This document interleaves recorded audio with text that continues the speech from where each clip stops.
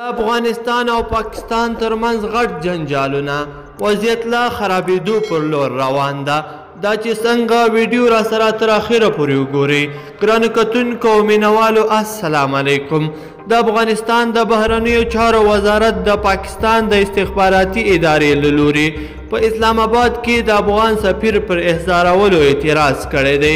د بهرنیو چارو وزارت له لوري په تازه خپره شوې خبرپاڼه کې راغلی دی چې د پاکستان استخباراتي ادارې د ټولو نړیوالو قوانینو خلاف افغان سفیر عاطف مشل یوې نظامي سیمې ته چې د ISI مرکز بلل کېږي وربللی دی او له هغه سره یې ناوړه چلند کړی دی. بهرنیو چارو وزارت پر پاکستانی حکومت یو ځل بیا غږ کړی دی چې دوی تل له دې هیواد سره د نړیوالو قوانینو او معیارونو په رڼا کې ډیپلوماتیکي اړیکې غواړي، خو دغه هیواد دا ډول کړنې به د اړیکې لا نورې پسې خرابې او بې اعتباره کړي.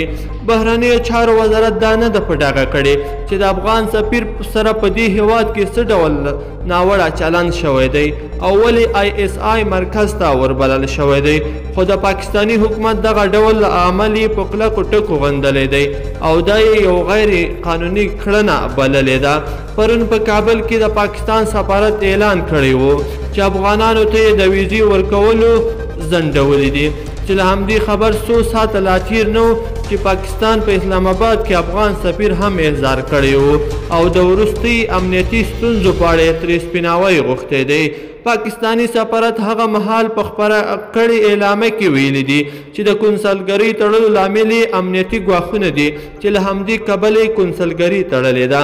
دوی په کابل کې د کار د بیا پیل په اړه هم څه نه دي ویلي، خو زیاتوي چې د بلې اعلامیې تر خپرېدو پورې به پاکستان کونسلګري تړلې وي، خو افغان حکومت وایي چې په کابل کې به د پاکستان د سفارت د هغې اندېښنې په اړه چې له امله یې د سفارت کونسلګري چارې په ټپه ولاړې دي پلټنې وکړي چې اصلي ستونزه څه ده.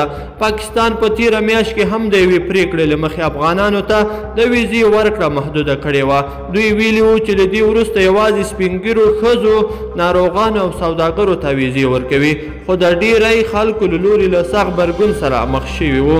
د یادولو ده دا لومړی ځل نه دی چې د پاکستان له لوري په افغانستان کې کونسلګري تړل کېږي، بلکې له دې وړاندې هم په ځلونو په یوې او بلې بهانې تړل شوي دي.